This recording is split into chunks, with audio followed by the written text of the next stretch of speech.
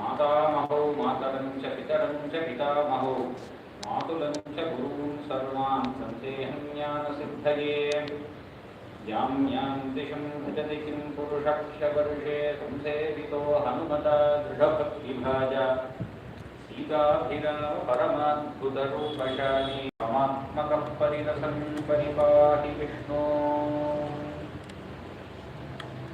जानकीकान्तस्मरणं जय जय राम राम हर नमः पार्वतीपतये हर नमः Mahadev.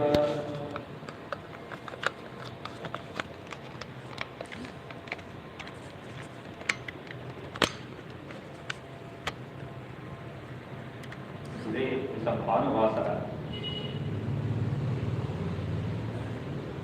Bhanu is the Kula Devata for Sri Ramachandra.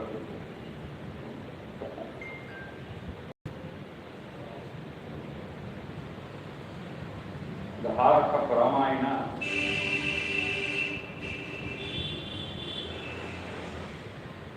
lies in various places are important.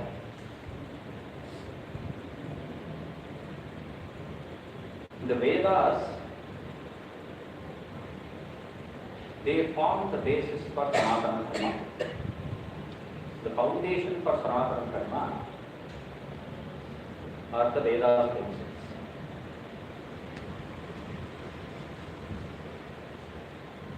The Vedic mantras, in most cases, are kind of abstract in nature. There are many mantras that are used in rituals, that are used for various actions that have to be performed, various desires that have to be made.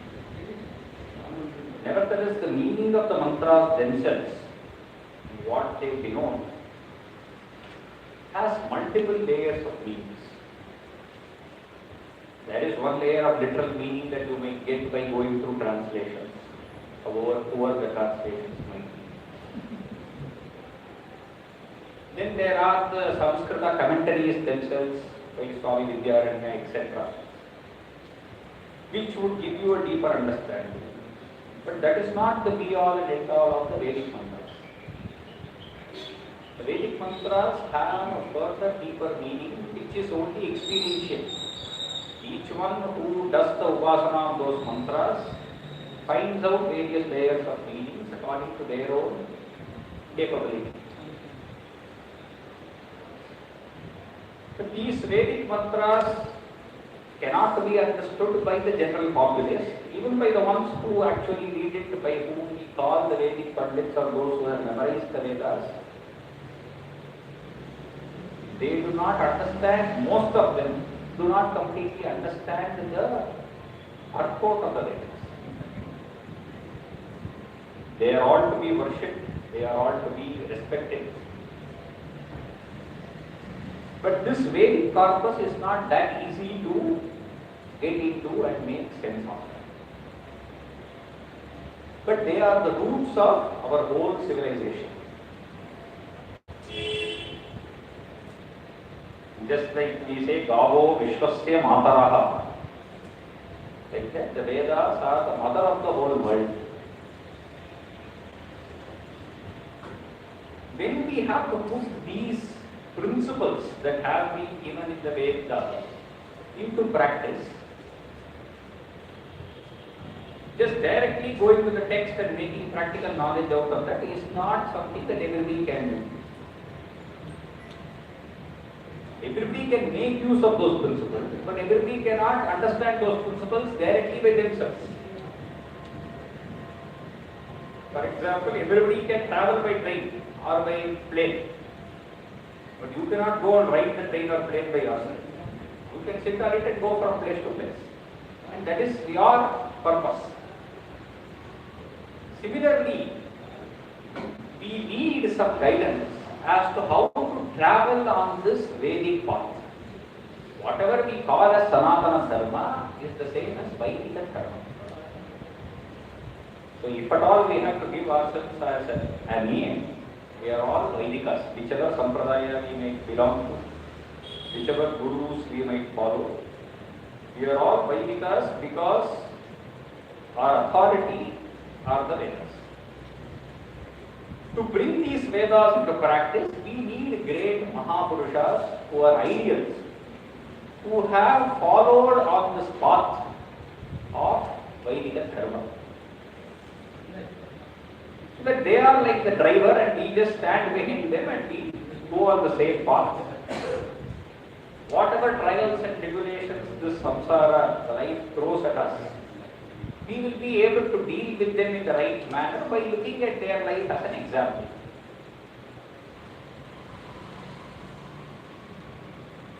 To give these lives as example is why we have the various itihasas and Puranas.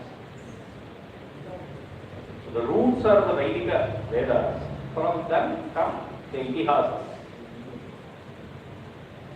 Among the itihasas, the first itihasa is by Adikavi Valmiki,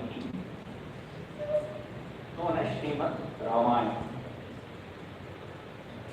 One of the Dhyana shlokas of Srimad Ramayana says, Vedavedye pare punsi jave dasharathatmaje Veda pracheta sadasit sakshat Ramayanatmana.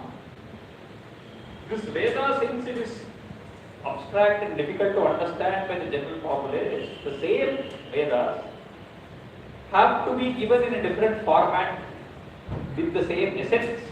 And for that there is an avatar of the Maharishi, Valmiki. By the grace of Narada, who is the Loka Guru, Valmiki grants this knowledge of the Vedas in the form of a beautiful poem, beautiful kavya, which we call as Valmiki Ramayana.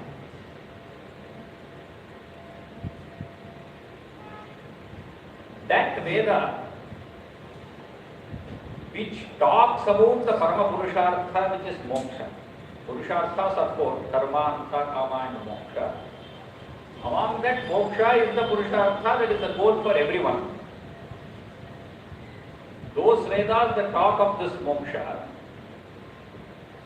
when that moksha Purushartha had taken the form as Dasharatha's son, Yate Dasharathatmane, this Veda came in the form of this kavya through Valmiki Maharishi. What that verse is.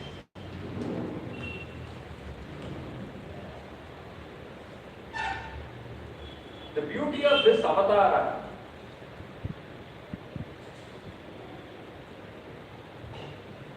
all of us who have experienced Rama in whatever format know that there is a speciality to it.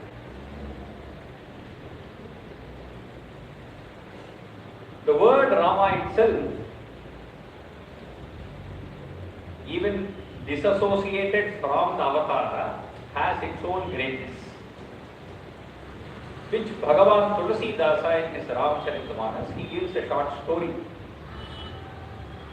Tulasidasa also begins his Ramcharitamanas with a few Sanskrit verses as Namaskara to Shiva and Parvati, and then to Hanuman and Valmiki himself. Sitaram Gunatrama Punyaranya Bharino Vande Vishuddha Vijnano Kavishwara Kapishwara. In this land of Uttara Bharata, where Ramacharitamanasa is more prevalent than Valmiki Ramayana, we will start with the story from there, and then most of our quotations will be from Valmiki Ramayana. So Tulasidas, he says the story. In Ramayana Dhyana Shloka again, Ramayana is said to have 100 crore verses. Shatakoti Pravistaram Ekaikam Aksharam Proktam Mahabhataka Natam. Ramayana is 100 crore verses. And mostly in Ramayana, many of these verses are what we call as Anushtup in Sanskrit. Anushtup verses means they have 32 syllables.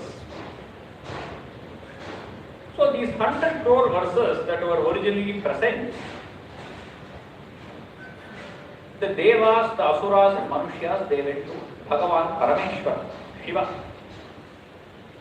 And they asked Shiva, there are 100 crore verses. We want you to divide it equally between us and give it to us. Shiva said, so be it. So 100 crores he divided into 33 crores and he distributed.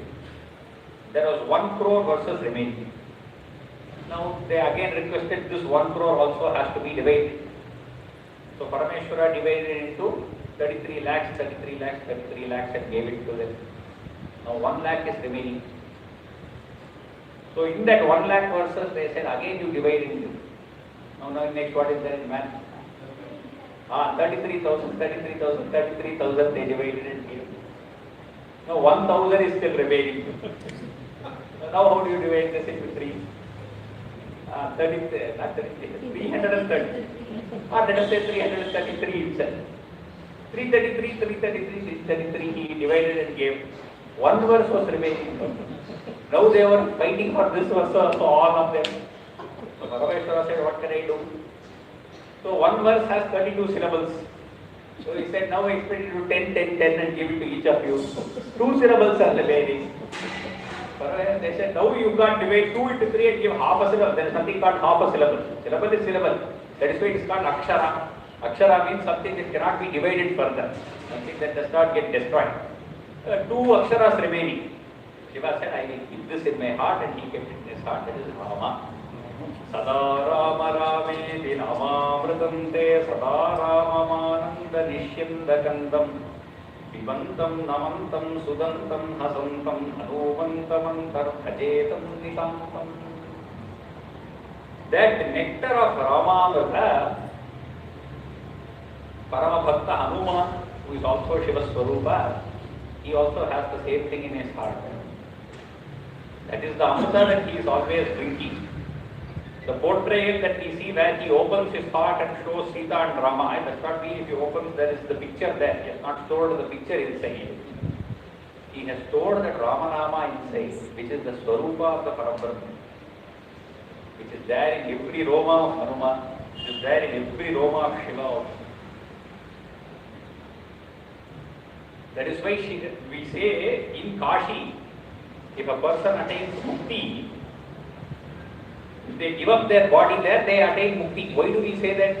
Because Shiva at the end time, he comes to their ears and he gives this Taraka Nama. And this Shankaracharya in Rama Bhujangam, he notes this.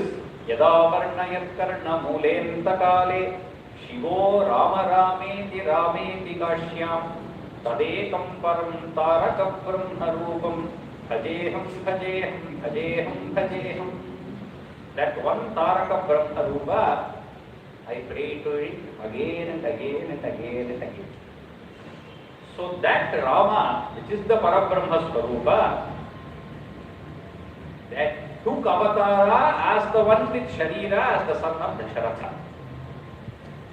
It is not that the word Rama came after he was born as the son of Dasharatha. That word Rama denotes the Parabrahma Swarupa. And it took a mortal being when it took avatara as the son of Dasharatha. Jade Dasharatha. And that avatara is very unique because the Bhagavatva in the avatara is very less. He does not show that I am Bhagavan, I am some Parameshwara, therefore I can do anything and everything. It is a lesson for all of us who are stuck in this samsara chakra.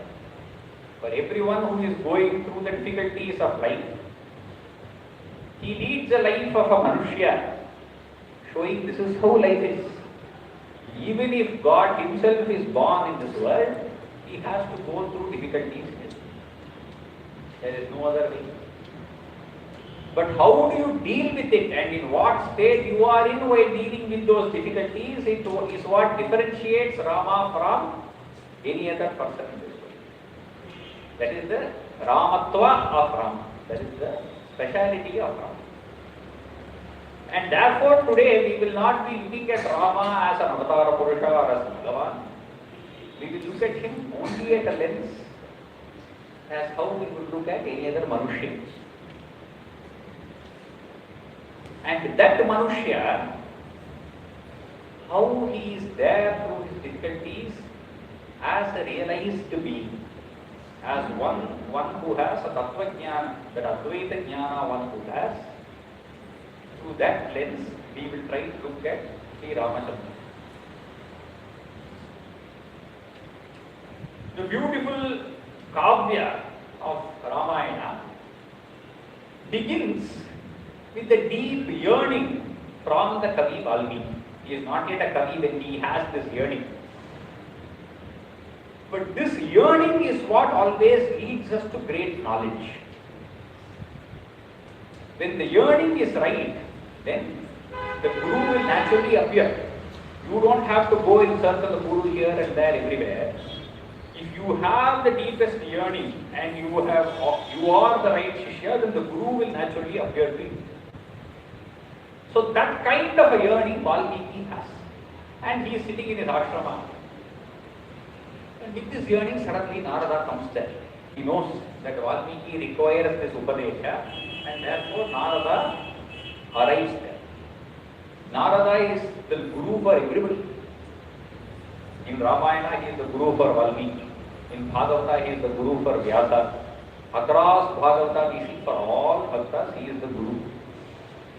Just in serials, we have portrayed him like a joker.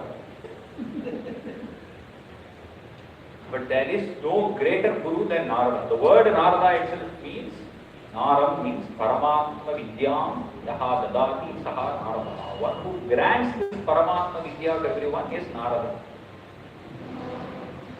So Valmiki, who is sitting in his ashrama, Narada arrives there, and that is how the great verse of Ramayana begins. Tapasvadhyaya niratam pasvi bhaktigamvaram Naradam parivapracha Valmikir Munipudgavam. Valmiki asks a question towards Narada. When the question is right, the answer would be very beneficial. If you ask any question, then you would get that level of answer. If the yearning is right and if the question is from a deep seeking, then you will get a very deep answer. That is the kind of question that Valmiki asks to Narada. And he begins the Kavya with this word tapas. The word tapas also denotes that Brahma Swarupam. The Akshara Takara itself is a very Mangala Akshara. The Gayatri mantra begins with that Akshara Takara. And since Gayatri is the Sara of the Vedas and Ramayana is the essence of Vedas, Valmiki also begins Ramayana with the same Mangala Takara.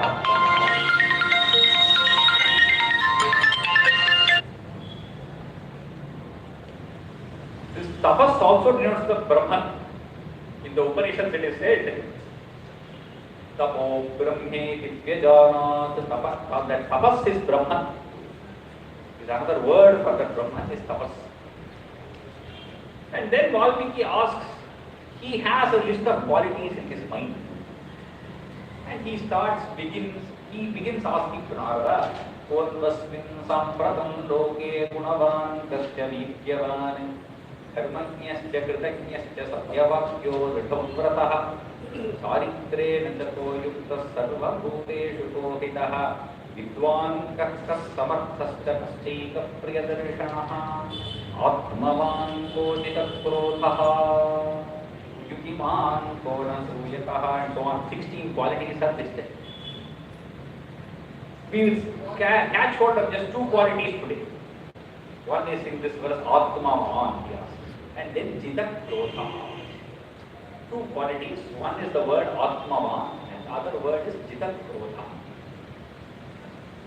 He finishes asking, when in the beginning of the question itself he asks, Kodvasmin Sampratam Loke. Sampratam means in the current world, Valmiki's contemporary times, who among in this contemporary time of mine is there a person who is present, who has all these 16 qualities?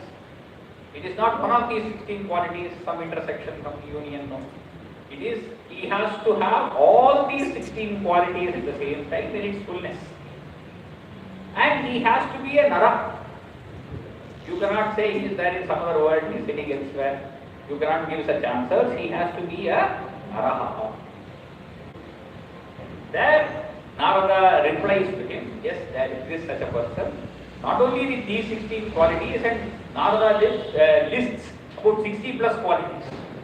That is how the whole conversation begins. So, you all have to remember for today's lecture, Atmavan and Jitakrotaha. These are two things that we have to remember. And while Narada is listing his qualities, he lists another quality called as Samadhiman. This word Atmavan means one who has realized the Atma, the self. One who has realized his own self is called as Atmavan. One who is established in the knowledge of the Supreme, one who is established in the knowledge of the self is called as Atma. Only one who is like this is one who can win over his anger, Jitakroha. You cannot win over anger easily, because usually anger wins over us. Whenever you get angry, what do you say? I do not know what I will do. If you don't know what you will do, who knows what you will do? In all languages, this in one way or other, that is what we say. If you don't have control over yourself, that means anger has taken control over you. And then later you might repent or you might ask for forgiveness, whatever you might do it later. But at that point of time, anger is controlling all the emotions, and hence you have no control over anger. But anger is like a tool. By one who is established in the self also, it is not that they will, a jnani, it is not that he will not get angry. He might get angry, but he will use that anger as a tool. Just like you use a tool to open something or to do some work, similarly the anger can be used as a tool in the world to achieve a certain objective. We will see examples. Jitakrodhaha, and that Atmavan itself in Samadhiman, one who is always in Samadhi. Samadhi is not a state that you do it only while meditation, or that is attained only by yogis sitting in the Himalayas or in some caves. This Samadhiman that Narada is talking about here is a Sahaja Samadhi that always exists. One who is established in the self never moves away from that center. It is always instantly available to him. For example, there is a beautiful analogy given by Swami Vidyaranya in one of his texts. In South India, there is this dance called Karagatam. In Karagatam, this lady or man, whoever is dancing, they have a huge thing on their head. It might be multiple pots or something on their head. It is quite big. They have to balance that on top of their head without holding hands, and they have to keep dancing also. And somebody is playing music, somebody is putting tala, etc. And this person goes on dancing according to the rhythm and the music. The dance is exactly according to that.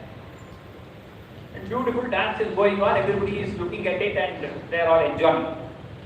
But the person who is dancing, their focus never shifts away from the balance on top of their head. They will never lose their focus from that. They will do everything that is required. Their hands might move in 100 different ways, their legs are moving in rhythm. So this Sangeeta Laya Vadya Vashankatapi, Maulistha, whatever is the top of the head, from that khata, that focus does not shift. Like that, for a person who is in Samadhi, they might do everything in the world. They will do everything that is there to be done. But their focus will never shift away from that center, which is the Atma. They are always in that Samadhi, that is Samadhi Maha. That is the kind of person that Sri Ramachandra is. Keeping these two words in mind, we will go ahead and see. We are going to touch a few episodes across Ramayana, since most of you are familiar with the story. So in this first sarga when Ramayana began, they had a lot of list of gunas. But Valmiki was not satisfied with just telling so many gunas. So at the beginning of Ayodhya Kanda, which is the second Kanda again, he again begins with the huge list of Rama Gunasam. The first sarga of Ayodhya Kanda is again a huge list of Rama Guna. And there he mentions a verse. Kausalya shubhe dena putrena amita tejasa yathavarena devanam aditir vajrapanina. The same verse was used in Balakanda when Rama was born. As soon as Rama is born, Kausalya shubhe, she felt extremely happy.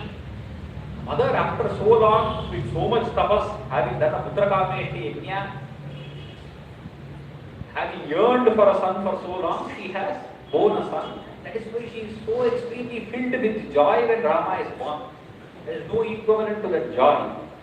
And Valmiki gives a simile saying, just like Aditi was happy when Indra was born to her, like that, Kausalya was happy with Ramachandra's birth. So at birth, this verse was used. And again at the beginning of Ayodhya Kanda, the same verse is used. This shows that the kind of happiness that Kausalya had in the birth of Rama, it never diminished. Even after having married Sita, even after that, seeing her son, she gets the same amount of happiness. That means that guna. Any time a son is born, the mother will be happy. But when he is 20-25 years old, then if you ask mother, she will have some complaints about this. This fellow, I thought he will be this way, that way. Now I don't know what he is doing, something he has started doing. So these are the complaints you will have. But Valmiki uses the same verse from that place here to show that the Ananda that Kausalya felt at the birth of Rama is the same Ananda she is feeling now also. Kausalya shubhe dena putrena amita tejasa. And there in this list of gunas, Valmiki includes a beautiful verse about Rama Guna, which all of us have to practice in our own lives. Kathanchidupakareena kritenikena tushyati nasmaratyavakaranam shatamapi atmavattaya. This is the guna of Rama. Kathanchidupakareena kritena ekena tushyati. So if somebody helps Rama at some point of time, he forever remembers that. And he always wants to give back, and he is so grateful, and that Kritagnya Bhava is always there towards that person who helped him, not even with the great intention or something, but just happened to help him in somehow, some manner. Kathanchit upakarena. It might be one-off, or it might be just by the way. That's how they have helped him, but he never forgets that. And he always has gratitude towards that person. Other part of the verse, Nasmarati apakaranam shatamapi atmavattaya. The same person, even if they have done 100 things against Rama, he never remembers such negative qualities of that person at all. 100 things done against them also, he forgets them. There again, Valmiki uses the word atmavattaya. Means just like one would do for their own self. We do this for ourselves. All of us do this very well for our own self. Whereas this has to be applied for somebody else. If we help somebody else, we remember that very well. The other person might have forgotten it. Oh, in that day, that small place, I came and helped you in this manner, you would say. But if that same person has done something against you, they would have forgotten. You will keep remembering that again and again and replaying within your own mind and have a certain negative emotion towards them, whether it is anger, resentment, whichever negative emotion it is. And every day you look at them, that episode will pop up in your mind. That is Atmavatta, just like yourself. For Rama it is opposite. The other person, when he looks at whatever good they did, only that episode pops up in his mind. He has forgotten whatever bad they did. Nasmarati apakaranam shatamapi. 100 things they have done bad also, he does not remember Atmavattaya, just like his own self. This is something that has to be practiced. It is not that, okay, it is there, written there, oh, Rama can be like that, and go down to him and come back. No. not do just namaskara in front of the murti below. What you have to do is practice this in your own life. Next time you meet the person who has something against you, you remember what good they did to you and not what bad or what resentment they have towards you. So repeatedly you keep doing this, you forget the bad. कथञ्चिदुपकारेण कृतेन एकेन तुष्यति न स्मरति अपकाराणां शतमपि आत्मवत्तया. When we go through this, we will see how Rama puts this in his life. So first, Valmiki will give like theory, he will give a few points, and then the story will show how it comes in practice in Rama's life.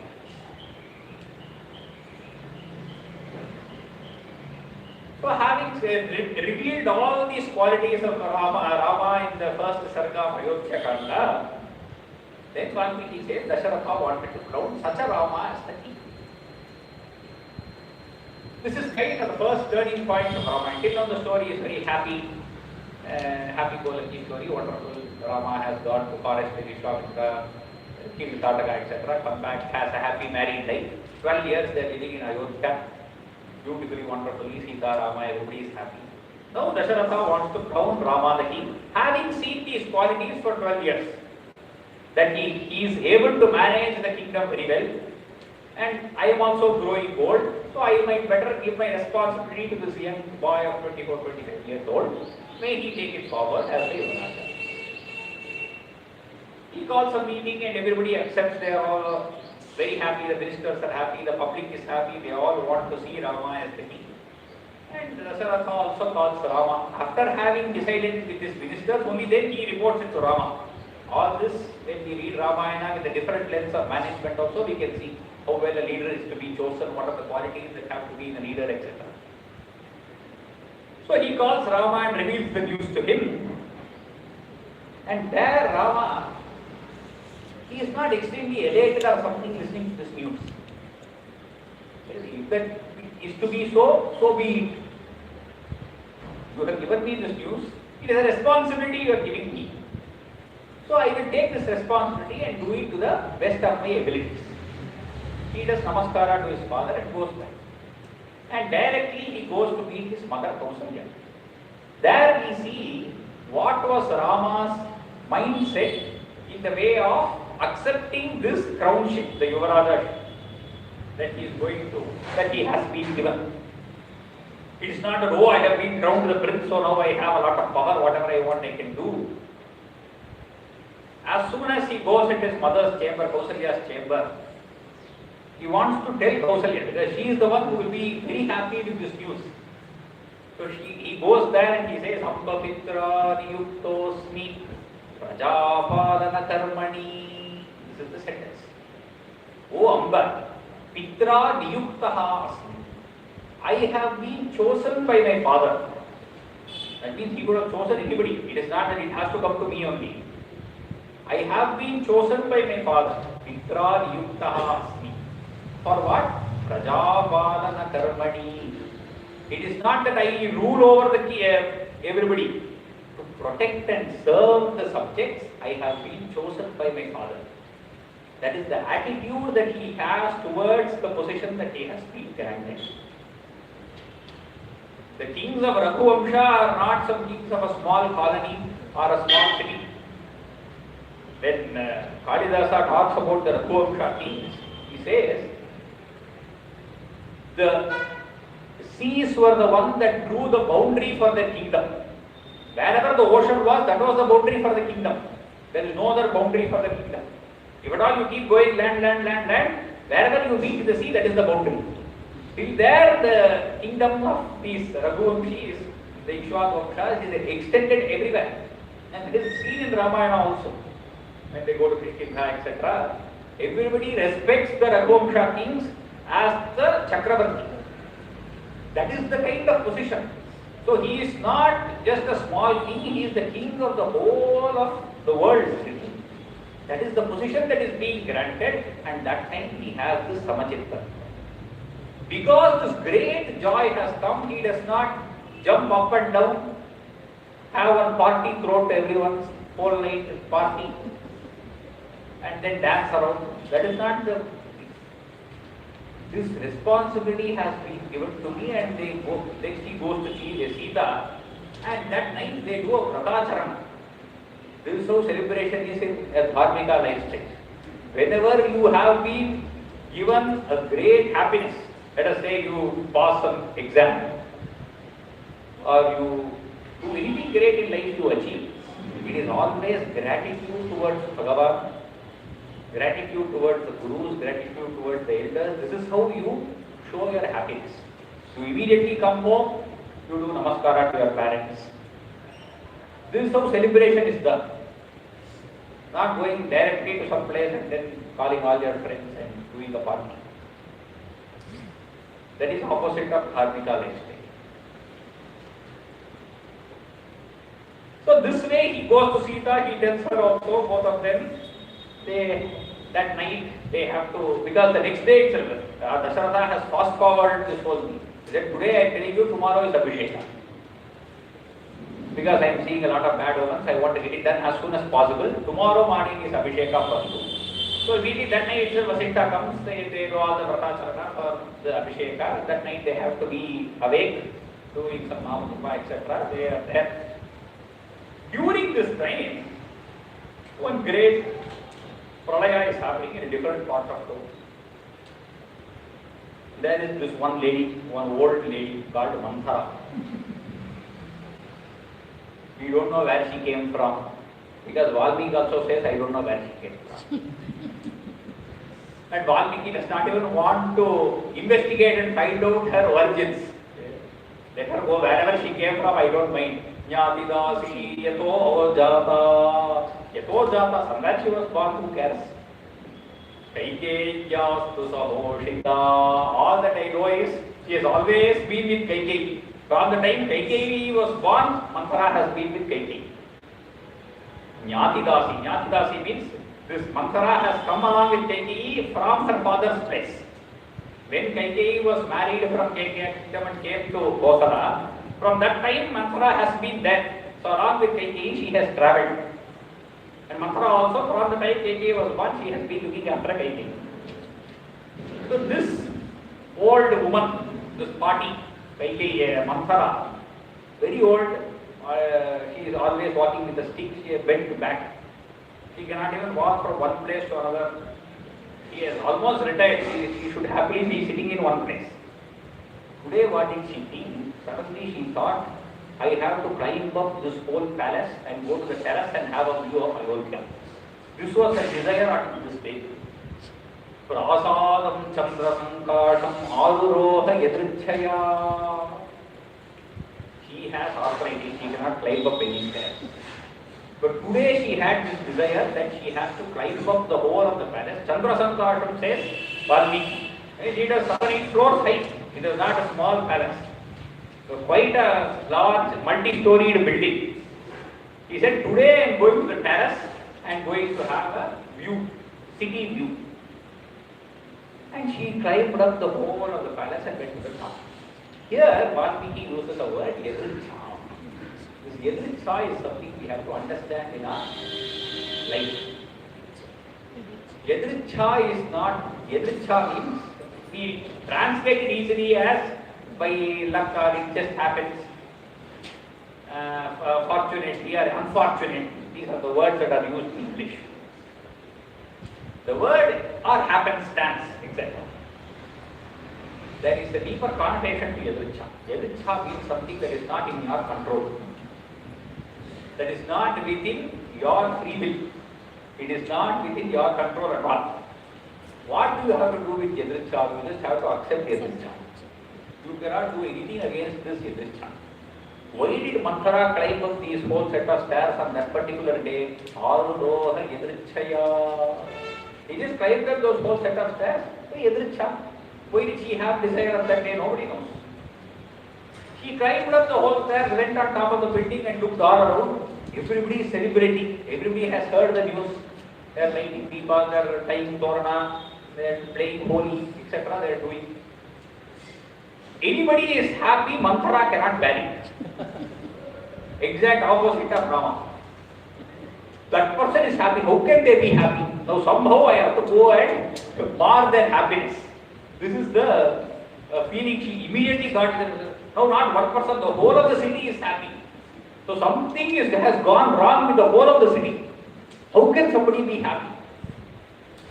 She runs down, she almost falls down the whole stairs, and she in between she asks somebody, what is the problem? Why is everyone happy and enjoying like this? And that other Dasi tells her, oh, have you not heard? Rama is going to be crowned the king tomorrow. That is why everybody is celebrating.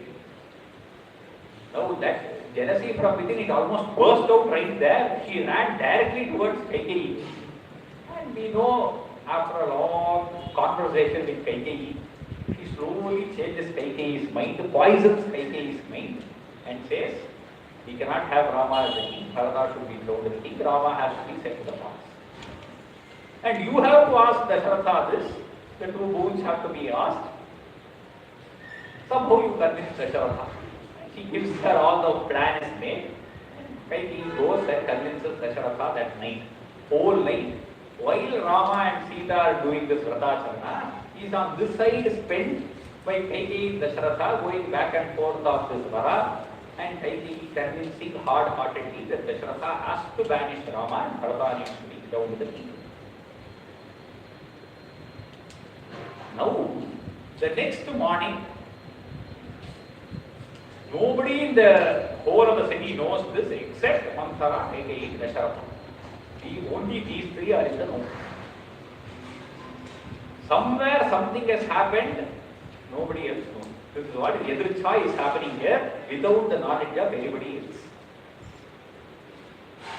Morning people come to wake up Dasharatha. He is lying there almost in a stool, not knowing how to react.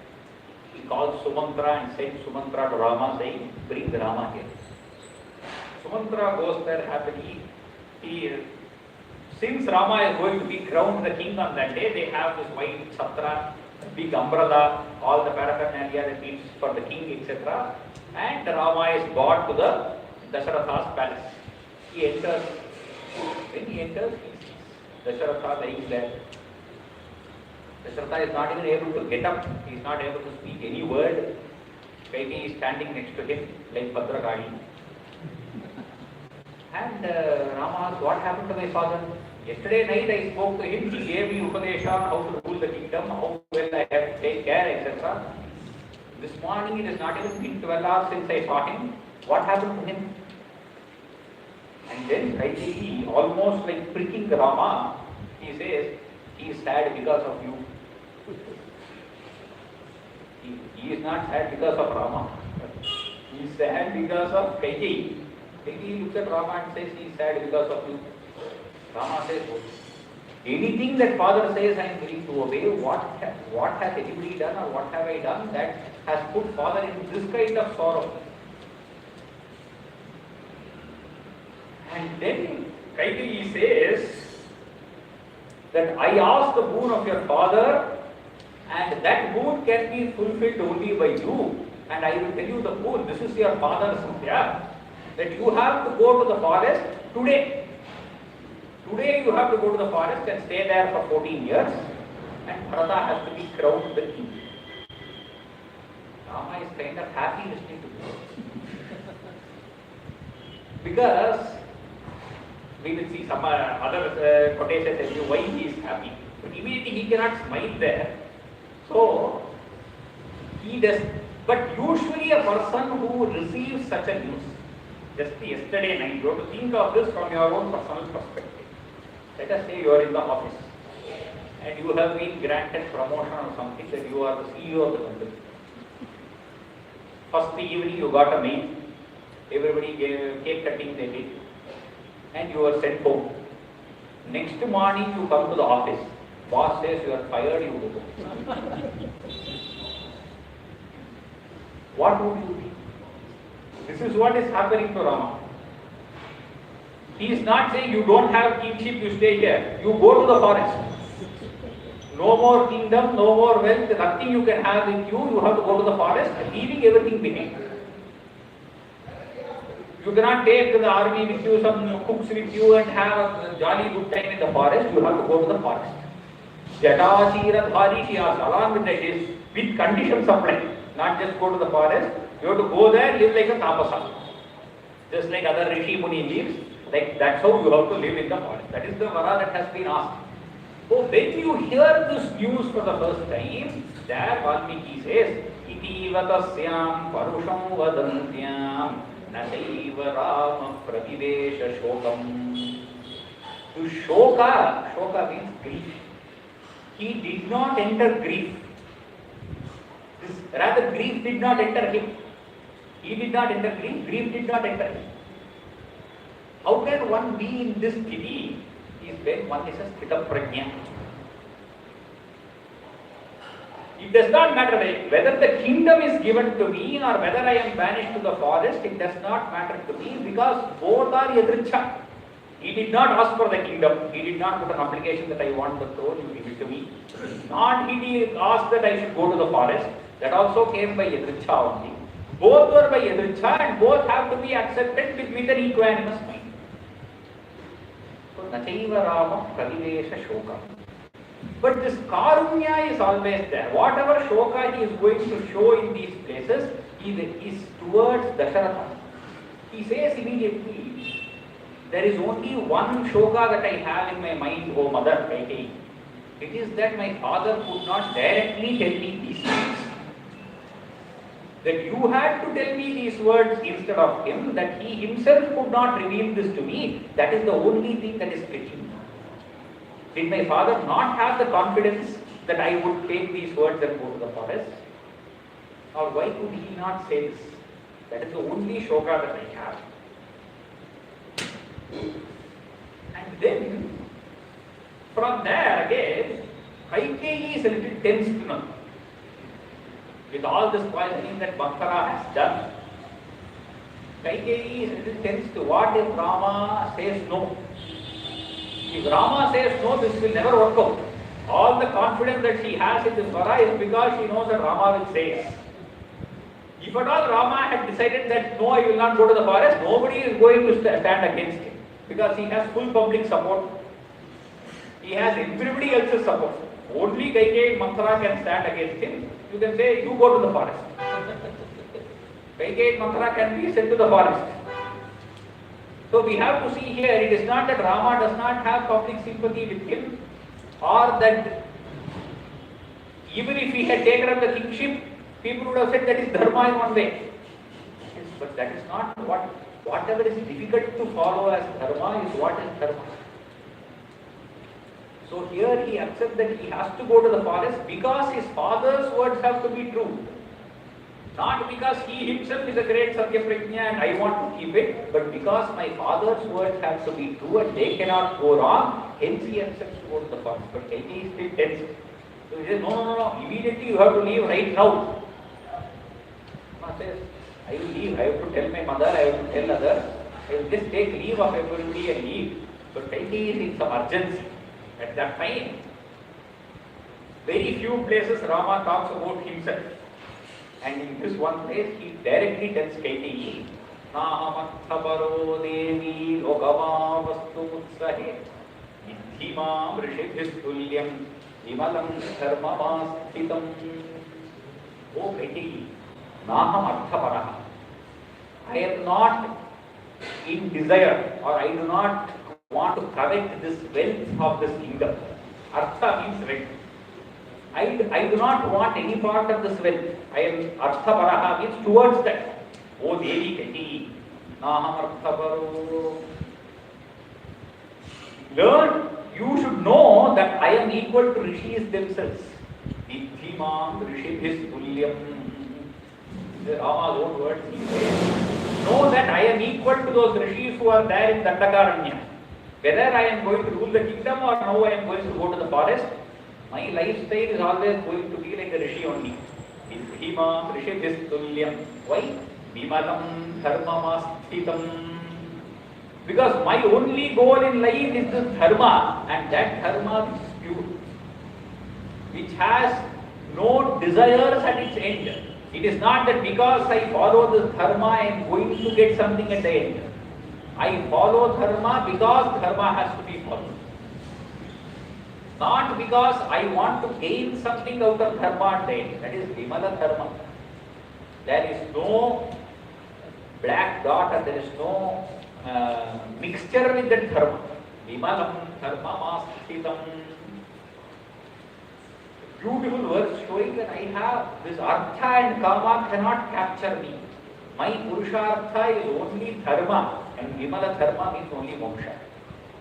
This is my only purushartha in life. So do not worry that somehow in between I will come back and take over the kingdom. I am surely going to the forest. You be satisfied. Vimalam dharma mastitam. And from here also directly he again goes to Kausalya. When the good news was given also, he directly went to the mother. When now a difficult news is coming also, he goes to Mother Kausalya.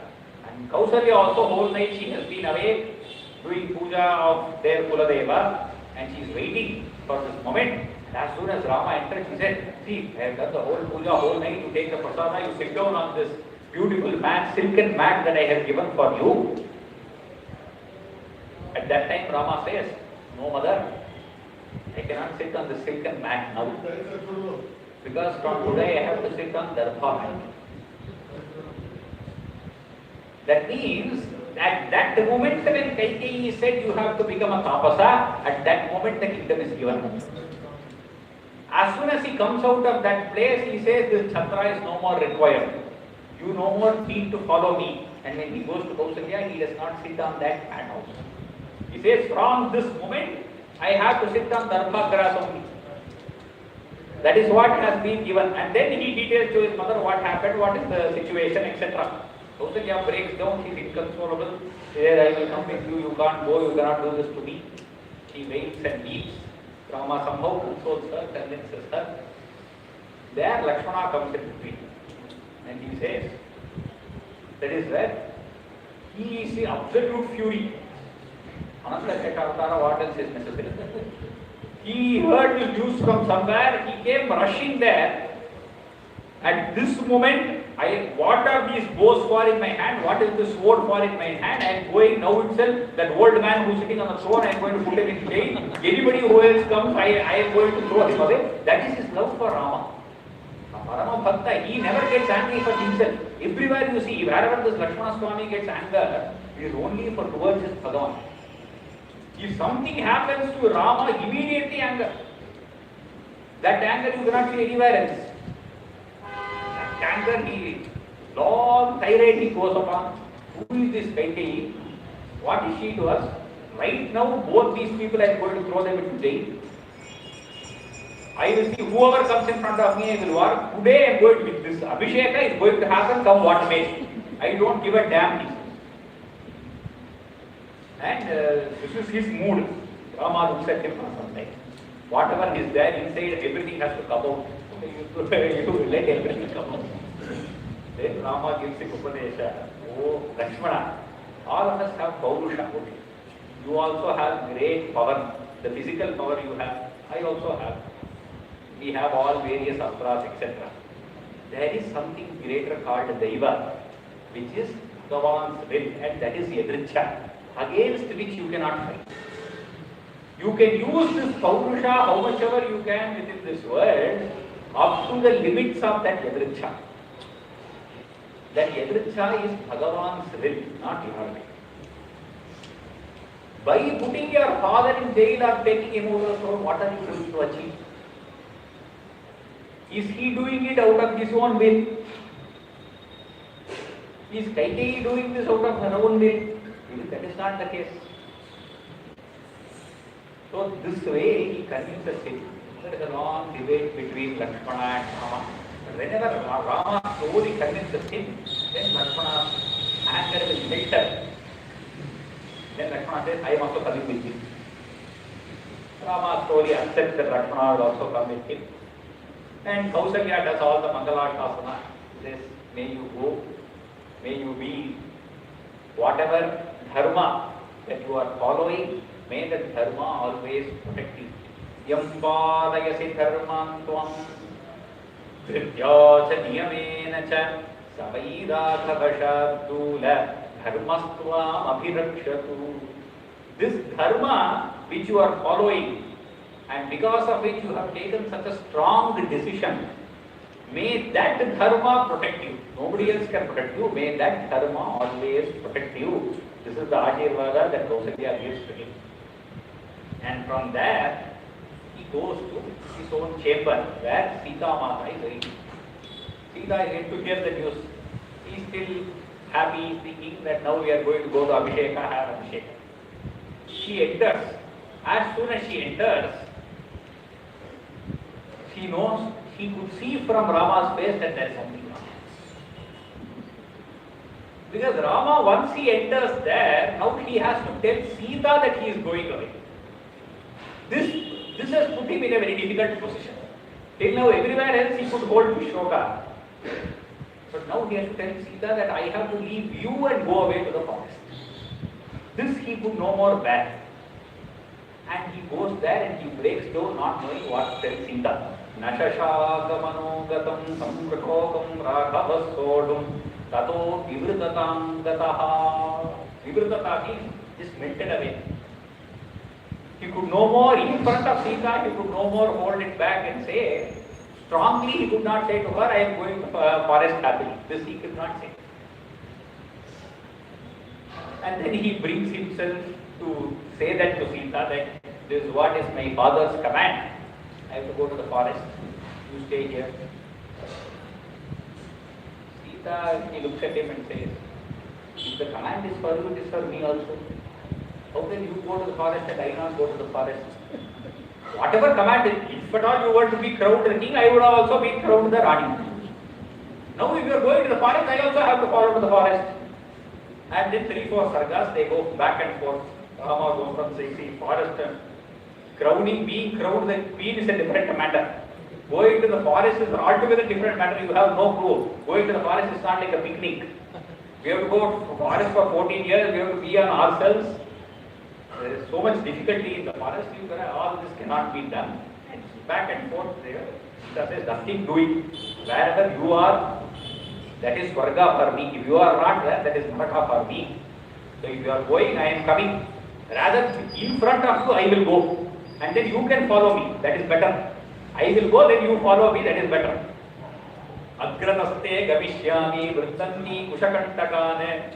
I will step on the stones and thorns in front of you, and then you may follow me.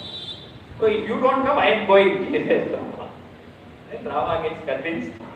And he says, I just wanted to test your kriti as to how much, how strong-willed you are that you will follow me to the forest. He says, and both of them, all 3 of them now have decided that they will go to the forest and they come back here. So all 3 leave to the forest. As you know the story, they cross the Sarayu, they leave the people behind. They see Guha. Everywhere here, Sumatra takes them along. And after 6 days, after they have crossed Ganga, before crossing Ganga, is when Sumatra is returned back to Ayodhya. They cross Ganga with the help of Guha. Once he crosses from there, Guha, when they reach the other side, at that time we have a Sarda where again Rama breaks down in a matter. This is the first day out of all. He has come out of Ayodhya, there is no public view, nobody else is there, only his closest 2 people, Lakshmana and Sita, are there. Now his intention is, even now, that Lakshmana should go back. Lakshmana should go back and take care of Dasharatha, because Bharata has not yet come back. Dasharatha is there, all Kausalya is there. So his intention is Lakshmana should somehow go back. So then again he breaks down and says, see Lakshmana, we don't know what Kaikeyi will do there. So it is better you go back and all this he says. Lakshmana says, nothing doing, you take care, he will go further into the forest. And that is how they go there. In between all this, after all this, this news has gone to Bharata in Kekeya Desha. He comes back from it. He is another Mahatma who follows the path of Rama.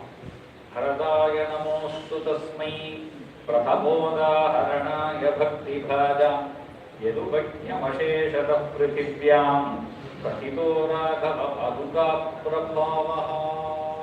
Says Swami Swami Vedanta Deshika, in his Paduka Sahasram, the first verse, second verse. The Ranganatha's Paduka, Sri Rama's Paduka, became known in the whole world because of Bharata. If at all Bharata was not there, we would not have known the Prabhava, the glory of Rama's Paduka. To that Bharata, I bow down. This Bharata returns from Kekya Desha, comes here, he listens to this news. He disavows his own mother. He says, you are no more my mother because you have sent my Swami away.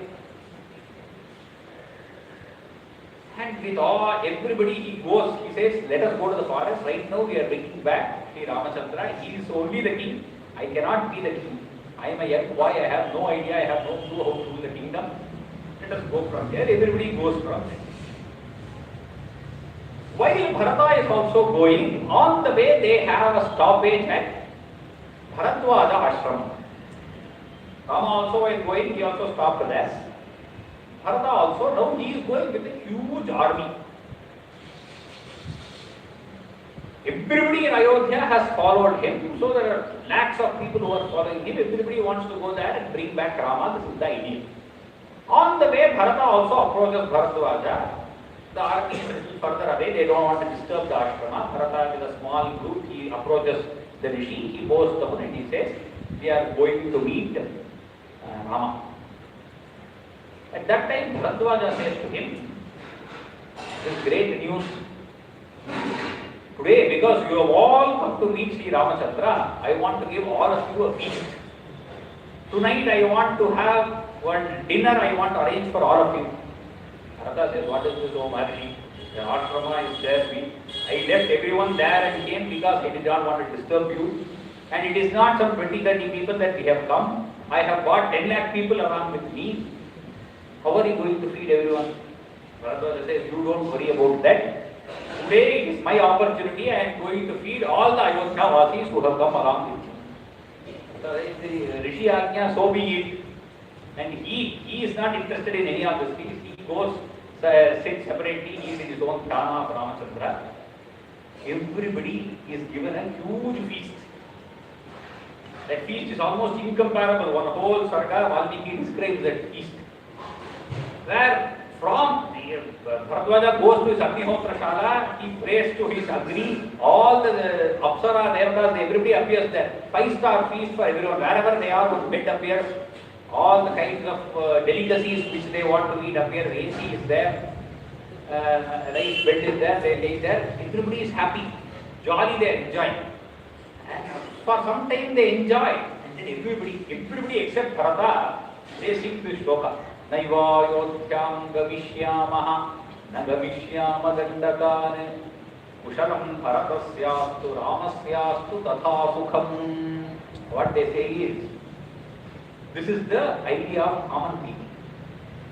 Whenever a great Mahatma comes, the common people will usually go behind them in droves. You see lakhs of people following them. But there is a difference between that Mahatma Purusha like Bharata and these droves of people who are following. These people who are following, they will get distracted. Some small thing comes, they will get completely distracted. This is what is happening here. Bharadwaja gave them a feast. They said, we will forget Ayodhya. Let us not go to Dandakaranya also. Rama is in Dandakaranya. They have all come from Ayodhya. We don't need Ayodhya no more. We are not going to Dandakaranya also. May Bharata be very happy. May he be happy. May Rama also be happy. We will stay here only in this 5-star hotel for the time to come. Naiva Ayodhyam Gavishyamaha Nagavishyama Dandakaranya. This is the difference between one who is a real Mahatma and one who gets distracted by Lokasukha. So all these people who are following are not equal to Bharata. That one Mahatma is what takes them to that final destination. Bharata is leading all of them towards the destination of Sri Ramachandra.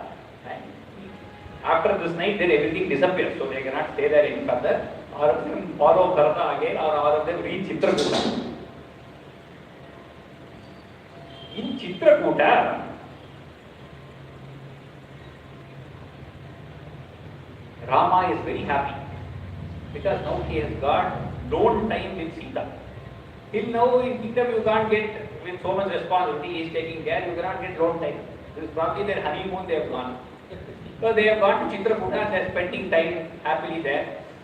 Lakshmana is taking care of all the household work. So they are roving around on the banks of Mandakini, etc.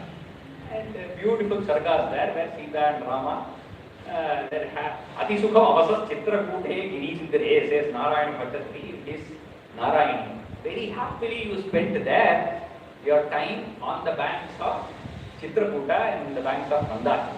This time Bharata appears. Bharata, when he comes there, his is the yearning again. He is yearning to look at Rama. Where is Rama? Where is Rama? Where is Rama? That yearning is the yearning for his Guru. Because when Bharata actually approaches there, Rama is sitting in Virasana. Just like Dakshinamurti, we see Dakshinamurti's Swarupa, one leg on top of the other and sitting under the Vatavriksha. Like that, Rama is sitting under a tree in the Virasana with Lakshmana and Sita standing next to him. Utaje Ramamasinam Dadarsha Bharato Gurum, says Valmiki. Bharata did not see his brother Rama. Bharata is coming there for Shanti. Because the whole of the previous sarga, Bharata says, Name Shantir Bhavishyati, Name Shantir Bhavishyati. If I don't see Rama, I will not attain peace, I will not attain peace. So when Bharata meets Rama, Valmiki uses the word Dadarsha Bharato Guru. Bharata saw his Guru in front of him. And that Guru was Dakshinamurti Swarupa itself over there. And that is why this Rama Bharata Samvada is an excellent portion of Ramayana which gives us deep knowledge of Dharma and Moksha. Only this has to be taken as a separate Navaha also. 9 days we can have discourses only on Rama Bharata Samvada. That is the depth of the Rama Bharata Samvada. Nevertheless, in I think chapter 105 of Ayodhya, there are about 16 verses that Rama does Upadesha to Bharata. And that is sometimes mentioned as the Rama Gita.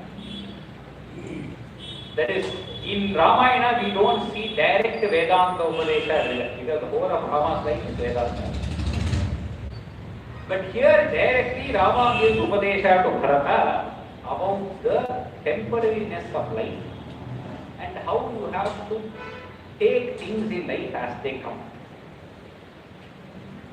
Beautiful verses there. He says, Yatha kashthanja sameyatam maharnave sametya cha vyapeyatam paramasatya kanchana evam bharyascha putrascha jnatayascha dhanani cha sametya vyavathavanti dhupokesham vinabhavaha. So in this world, in two rivers if you see, in a river, two sticks will come floating. Logs of wood will come floating and they will suddenly join together. They will go through together for some time and then after some time they will just split their own ways and go in two different ways. Like that in this whole world of Bharata, whether it is friends, family, wives, children, whatever it is, we all in this huge world of samsara and karma, we are just coming together. We come together for some time, travel together for some time. Some might travel together for a very short time, some for a longer amount of time, and then each one splits its own way and goes away. So what is more permanent is that not being together is permanent. Being together is temporary. So you have to understand that. Do not have the idea that this Rama only has to come there and rule. The Yadriksha now, the Bhagavan's will is that you have to rule. So you take up the kingdom. Sarve kshayanta nijayaha padananta samuchrayaha sanyoga viprayoganta maranantuncha jeevitam. Whatever great buildings that one might build, Shayanta, all of them are going to break and fall down at one point of time or the other. Anything that comes together has to be separated at some other point of time. So any samyoga ends with viprayoga. Viprayoga means viyoga. It separates. If at all there is a point of time where two things come together, then there is also a point of time when they will separate. So understand that this world is temporary. That is what you have to understand. Sahaiva mrityur vrajati, saha mrityur nishidati, gatsva suvirghamadvanam, saha mrityur nivartate. Beautiful verse.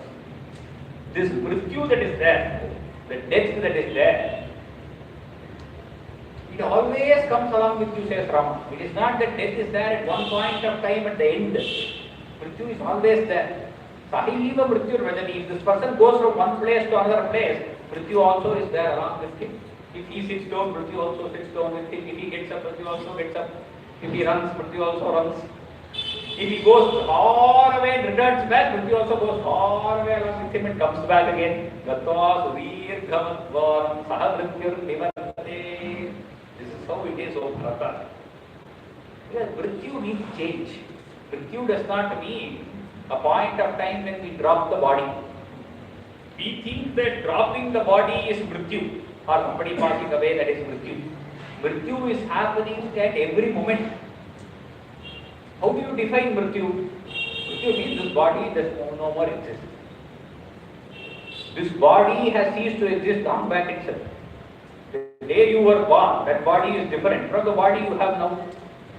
So that body is no more existent. Every cell in your body has changed. There is so much food that has gone in and come out.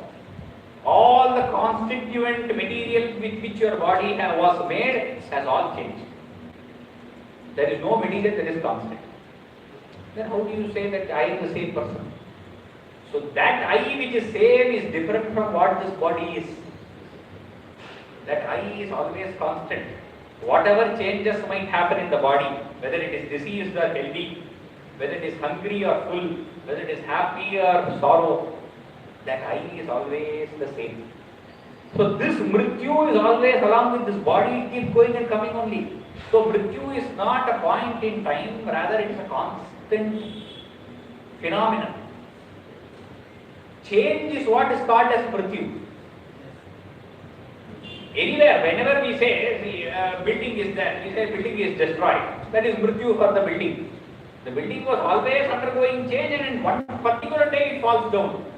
That flip of a switch is only what we call as mrityu, but there is a constant degradation. That degradation is also mrityu only. So another name for this body is mrityu. That is what Rama is saying here. Sahaiva mrityur vrajati, saha mrityur nishidati, gatva suvirghamadvan, saha mrityur nivartate.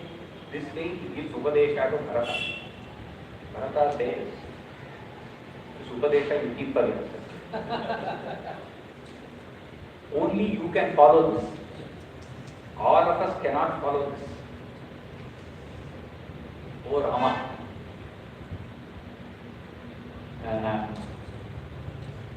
other than you, nobody I know can follow this kind of upadesha that you are giving me.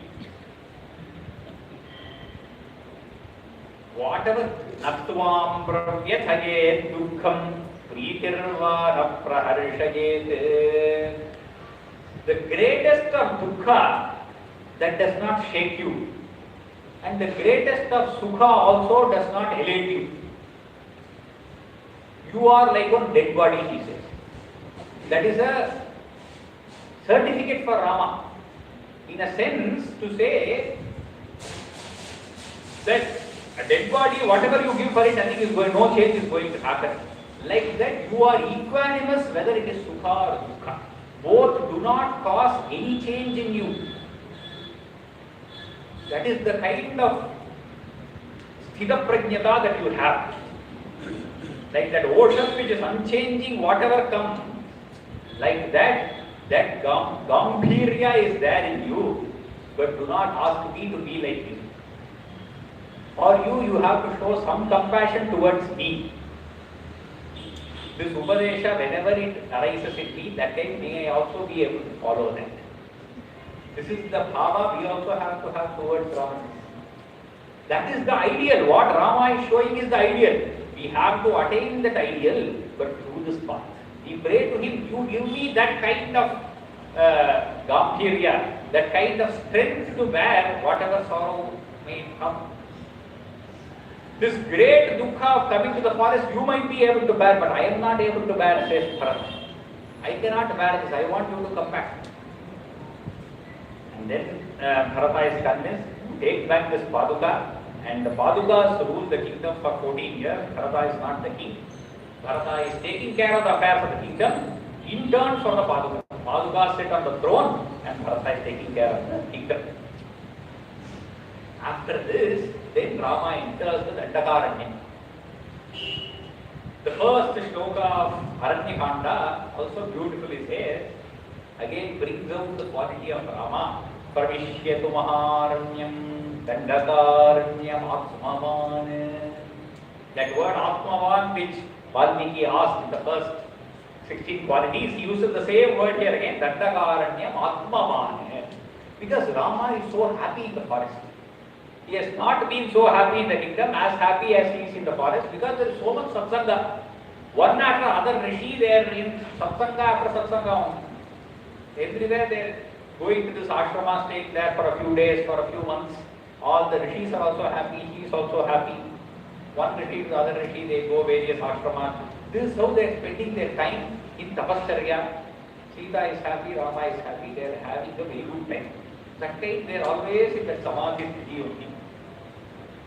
Like this, they spent 13 years like this.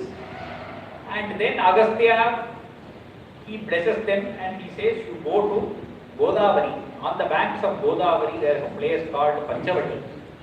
There you can stay there for the next remaining part of your Vanavasa. So after Chitrakuta, they built a house only in Panchavati. Till then, they were living with all the various rishis in between. So they reach Panchavati. Lakshmana builds a beautiful Parnakuti over there. Rama looks at him and says, I feel like my father never fasted. Because you are there, that you are taking care. Just like a father would protect his son, you as my younger brother, you are protecting him. And he hugs Lakshmana. And in that Parnakuti in Panchavati, they stay there. A month or two pass. And here again Valmiki beautifully uses his word, every sound of the word. Tam desham rakshasi kachit ajagama yadrichaya. One rakshasi came there. We don't know why that rakshasi came there. Every day that rakshasi goes on tour here and there, she keeps going around. This Janasthana, Dandakaranya, she keeps roaming around. On this particular day, she happened to come near this ashrama of Rama. And she happened to see Rama and she was smitten by his rupa. So what a handsome man over here. How did he come into the forest? This is Shurpanaka. Kamdesham Rakshasi Kachid. Again, Valmiki says some lady, some Rakshasi, he came there. We don't know why. Ajagama Yadrichaya. So these two Yadrichas are the turning points of Ramayana. If Shurpanaka had not come there, there is no turning point here. They would have happily spent another year there and gone back to Ayodhya. This Shurpanaka comes there, she says, no, I want to marry you. Today we will become something and all. She proposes to Rama. Rama says, this is not possible. Lakshmana is there. Lakshmana says, without Rama's permission, when the elder brother is there, how will I marry? Being, they were playing shuttlecock like this. Badminton and they were playing. Like Shurpanaka said, all this you are doing because of Sita. And she goes attack Sita, nose and ears are cut off. She runs to Khara and Dushna. They attack all 14,000 Rakshasas are killed. When she runs to Khara and Dushna, they get angry and they attack with these 14,000 Rakshasas. First 14 are sent, then 14,000 they come along. That time, Lakshmana and Sita, Rama sends them away to a cave. They will be protected there. I will take care of all of these people. And in many of these places where Rama fights against these Rakshasas, Valmiki uses some words which are very indicative of Rama's moods. He says, while killing these 14,000 Rakshasas, Krodham aharayat tivram. What did he do? He saw another word, Jidat Krodha. While fighting against somebody, You cannot fight in a calm and composed manner. You have to have some anger, or else how will you shoot, how will you fight? The adrenaline has to be there, you have to fight. When fighting, you cannot say, I will fight in closing my eyes. That mood has to come while fighting. To do that, you have to use this anger as a tool. And that is what is said here, krodham aharayat tivram. Aharati means to bring it, as if it is stored somewhere. Just like using an arrow and shooting, like that you use the krodha also along with that arrow. Only then you can shoot the arrow, or else the arrow will have no effect. So there Valmiki says, krodham aharayat tivram. Rama uses that kopa to fight against these rakshasas. That is why the first quality is also when Valmiki says, Kasya bibhyati devascha jadaroshasya sangyuge. He is a jitakrodha, but when he uses his kopa, even the devatas themselves are going to get scared. That is the kind of kopa that he uses. There is a nice anecdote of Abhinav Vidyatirtha Mahaswami. One devotee who was working in a usual company, he was at a higher position. He approached Swami. And he asked him, see, I am in the higher position in my company. There are many people working below me. Some of them are senior to me in age. And sometimes they do not do their work properly. I have to scold them. But I am not able to get myself to do that. How do I deal with this? At that time, Vidyatirtha Swami, he did not immediately answer. They both went on a walk. And some construction was happening over there in Sringeri. Afternoon time, those workers who were working, they were tired, they had started napping and not doing work, slacking around. They were chatting with each other, etc. Swami looked at this and he looked at them. Immediately, he, with anger, he scolded them. Get back to work, what are you doing here? Keep chatting around, not doing work. Get back to work, he scolded them. And then immediately he became happy and started talking with this person again. This way, he showed that person that how that anger has to be used with, for that workers to get them back to work, that anger has to be used. But that does not mean that anger gets control over you and because of that you are internally hurt. Anger should not be able to cause a negative emotion within you. You can get angry. You have to get angry in some places. Maybe to correct children or in workplace or in many places you might have to use anger. But use it in a minimal manner as much as is necessary. As will be beneficial.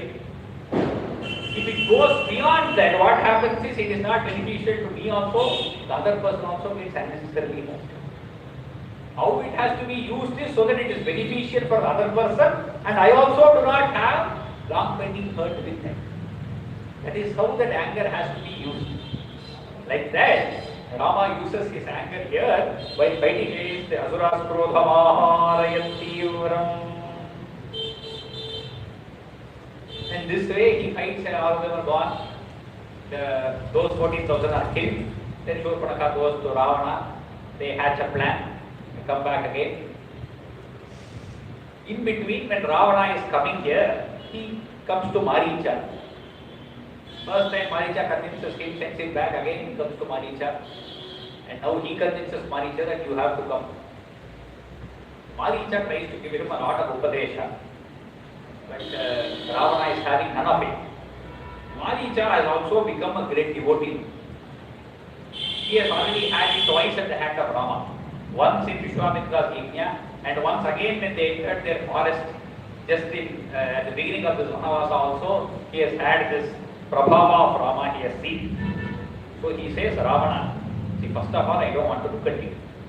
You are one Amangala Swarupa in front of me. I don't know why you are coming here again and again. Your name is also Ravana. You have come on top of a Ratha. Anything that starts with this Repa, I don't like it at all. Because I have had enough of this Rama. Anything that starts with Rakara, I want to run away. And you are standing here in front of me. Rakaradini namani Ramatrastasya Ravana Ratnani cha rathas chaiva mitras janayanti me. If you say Ratha, Ratna also I am going to run away. If you say I am going to give you a lot of Ratna, you come with me, I will run away.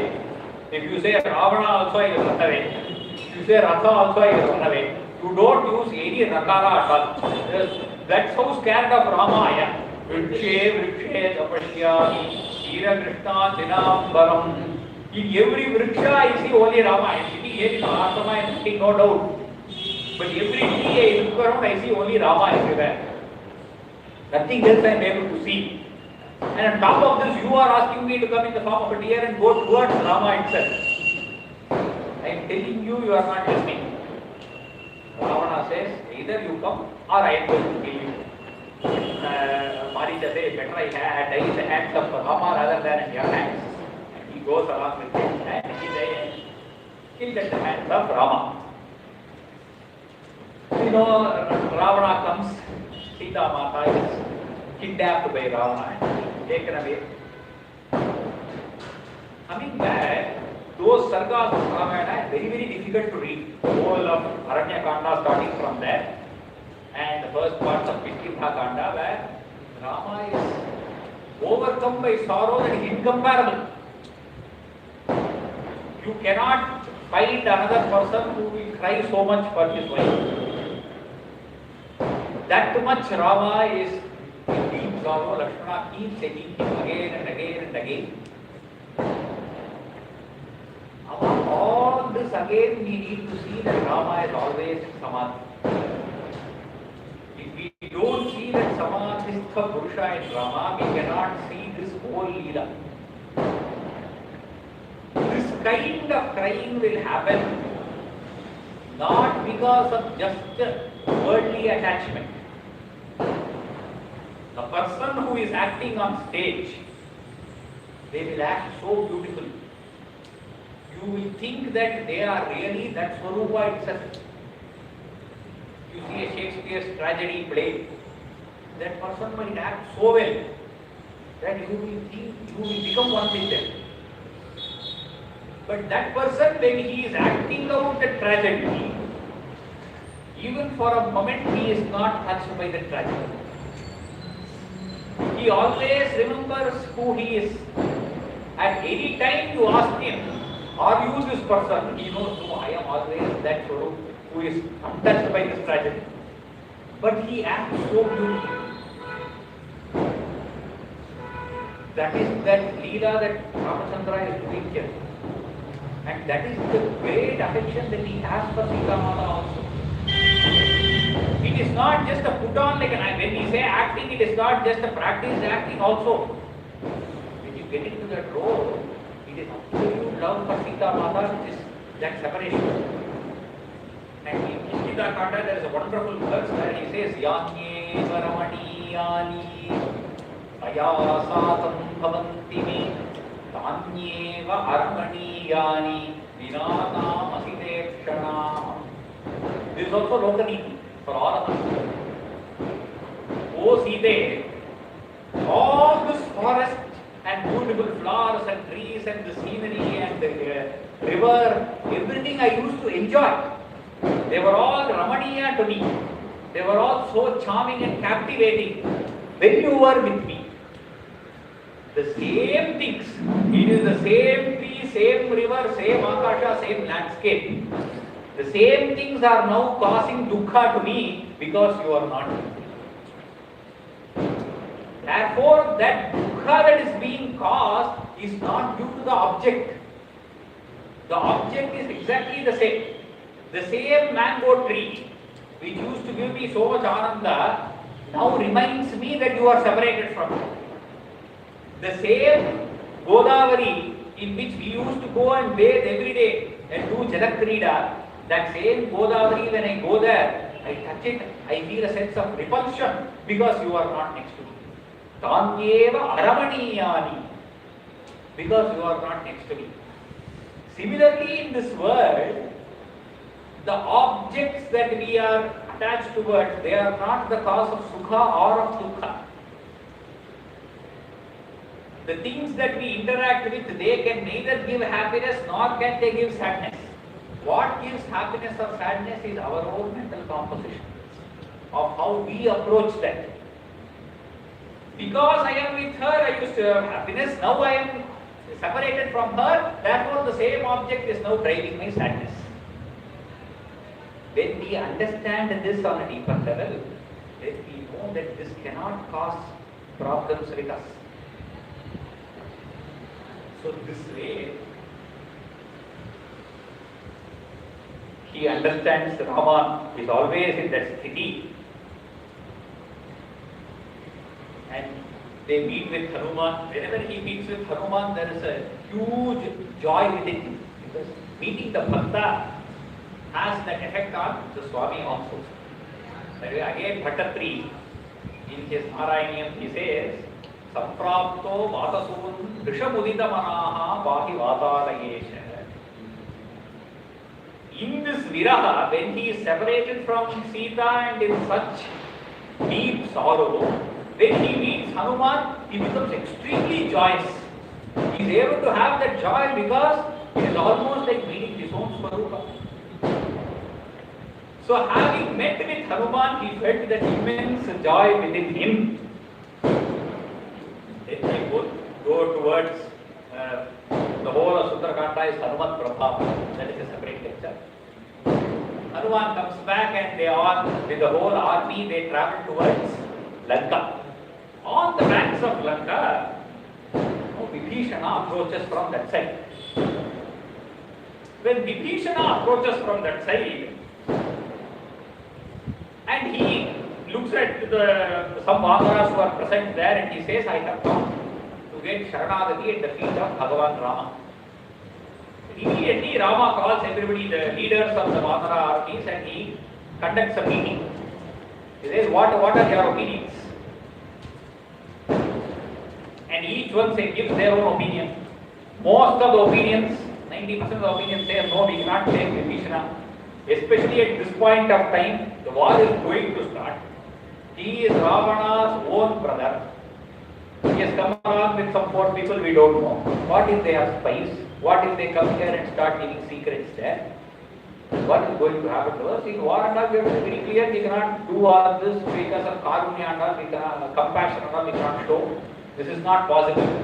This is not correct. Most of the opinions are like this. Sugriva, Javananda, etc. everything.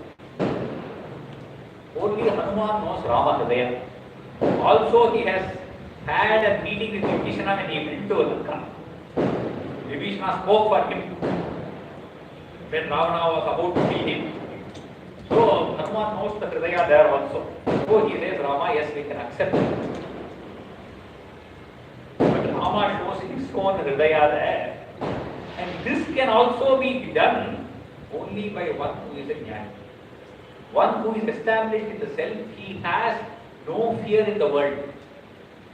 The Upanishad says, Abhayam Pratishtham Vindate. He is established in fearlessness. Because there is no second person to him. When do we fear anything in this world? We always fear something from something else. Either, even when we go into the dark, especially children are afraid of the dark, why do you fear the dark?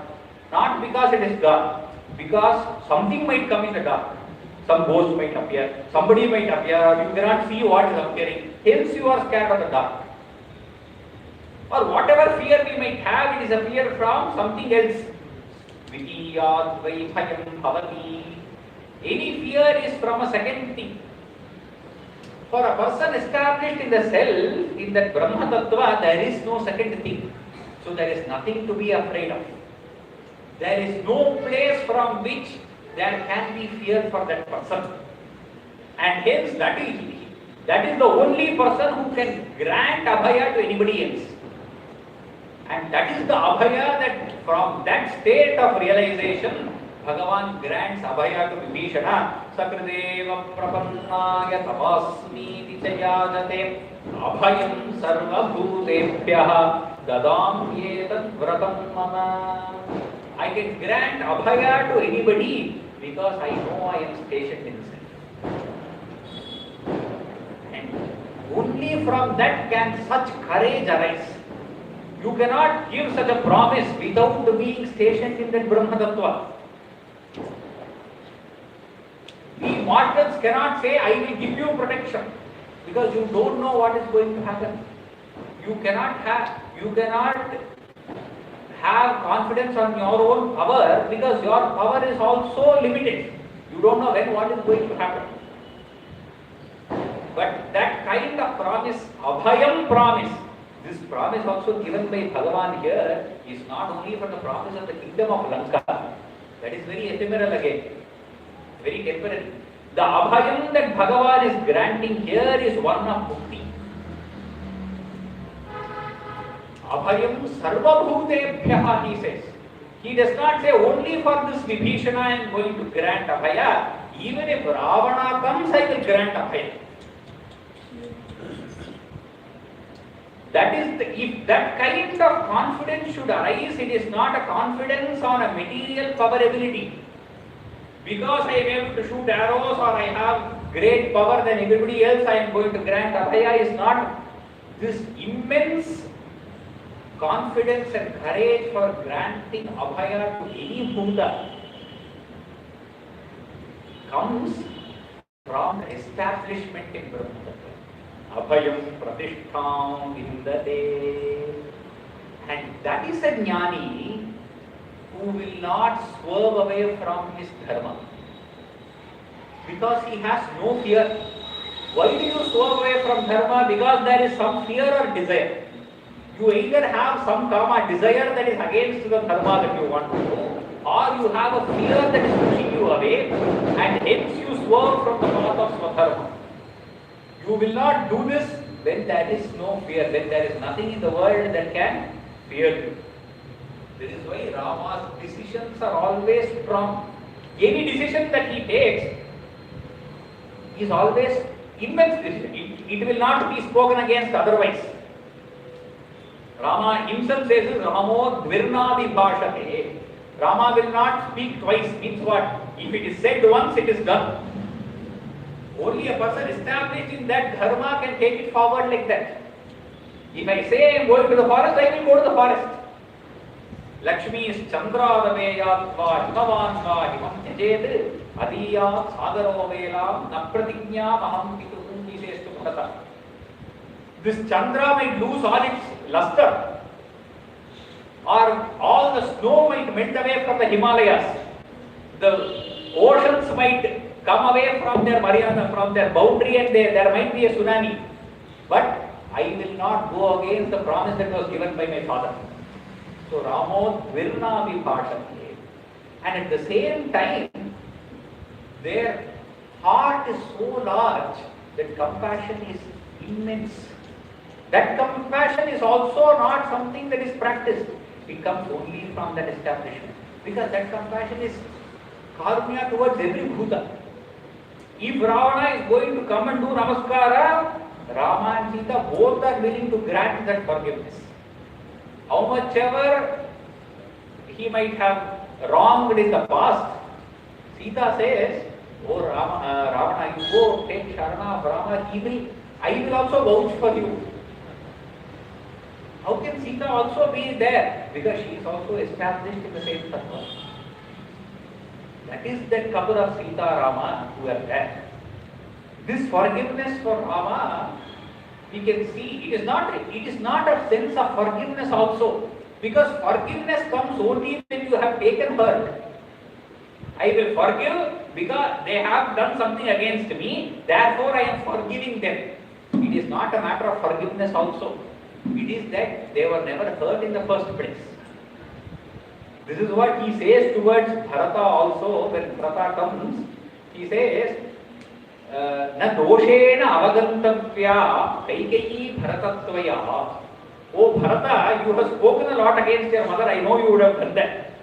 He has not directly heard in first person. I know what emotions you would have had and how you have feelings towards your mother. You cannot have such feelings towards your mother.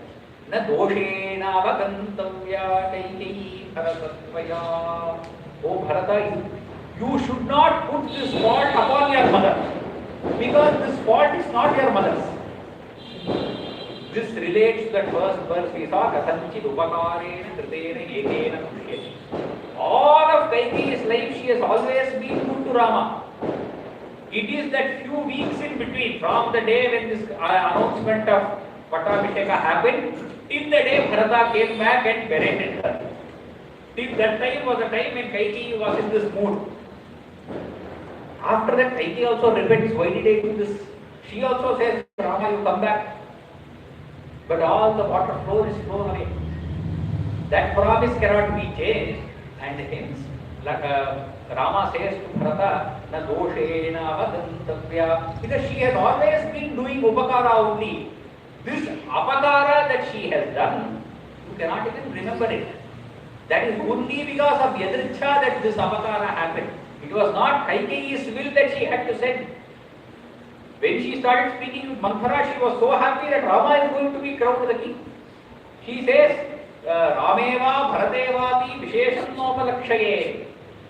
Whether it is Rama or Bharata, I have no Vishesh. There is no speciality. Both of them are equal to me. That is the actual bhava of Kaikeyi.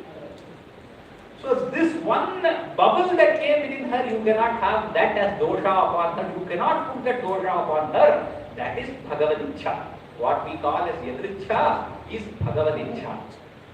That you have to understand, O Bharata, he says here. And that same thread he continues to Vibhishana also, same Upadesha. When Ravana dies, Vibhishana says, this person is a great Mahapapi. Rama says, no. Maranantani Vairani Nirvrittam na prayojanam Kriyata Masya Samskaraha Mamapyesha Yatha Thava. O Vibhishana, you must do his samskara now, because that is dharma. If you do not do, I will do it, because he is just like you to me. You have taken Saranagati to me, and therefore I have given you complete protection. The same Abhaya I have given to him also. Not in this Janma. Before itself I have given. In Vaikuntha itself, when he was Jaya and Vijaya, I have given them this Abhaya. Or in this Janma also, when at this moment of Marana I have given him that Abhaya. Mamapyesha Yathatava. Just like you are to me, the same relationship I have towards Ravana also.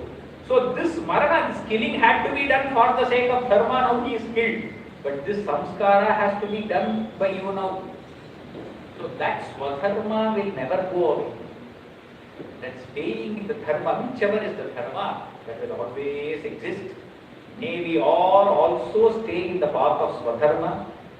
May we also see that Ramachandra Prabhu shining within ourselves like the Bhakta Hanuman does. May that Ramanama always be there on our lips, in our heart.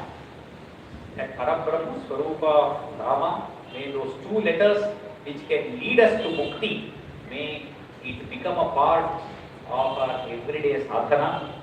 As Shankaracharya ends his Rama Pujanga by chanting that Ramanama again and again and again, Sayeva Swayam Ramachandra Sadhanyamaha. May you realize that Ramatva within you also. Each of us may we realize that Ramachandra within each of us and find that Parabrahma Swarupa and station ourselves there. Our namaskaram to Sita Lakshmana Brahmashatrughna Sameta Shri Ramachandra Prabhu. Janaki Kanta Smaranam Jaya Jaya Rama Rama Yito Mahatma Tapasit Tvameva Purnavakyam Mama Kinchidasti Yatha Saveshtam Gurumam Tatheva Tvamaatmanatham Pramanam Jayami. Namaskaram.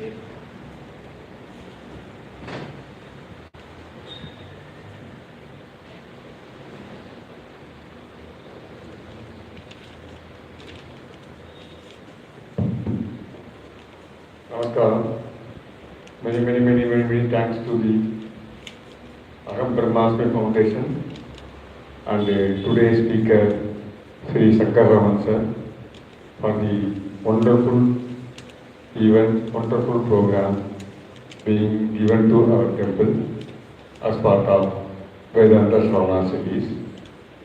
This temple is always available for Aham Brahmasmi Foundation and Mr. Shankar also. You please give us some advance notice so that we can also arrange our various programs being organized. So we sincerely again give the thanks to you. And we also pray the Lord Rama to bless with you all the success, great success in all your future endeavors. Now may I request Mr. Ganesh, our secretary, to honor the speaker with a shot.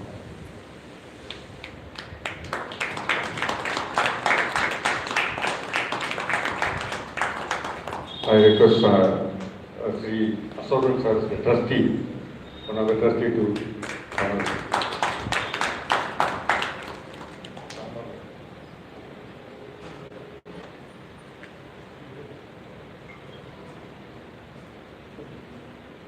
Please accept the Rama Prasadam.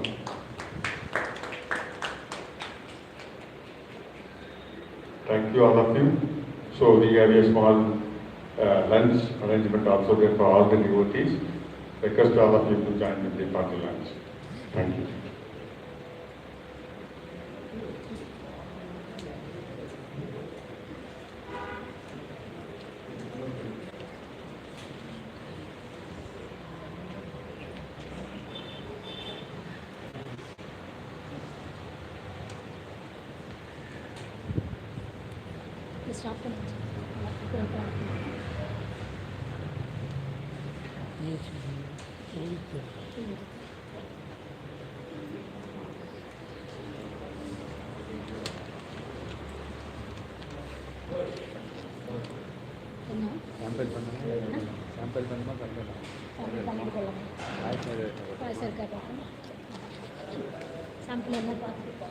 Uncle notes like single.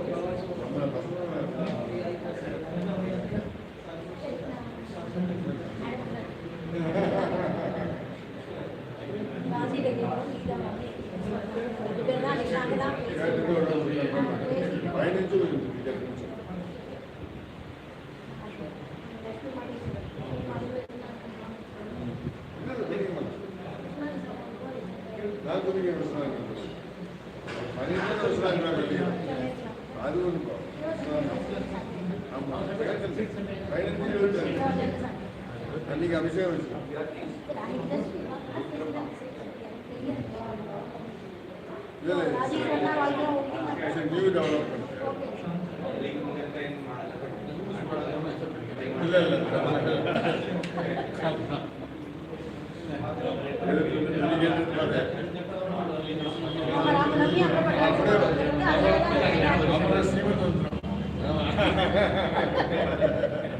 சேர்ந்து ஒரு வழியாக சேர்ந்து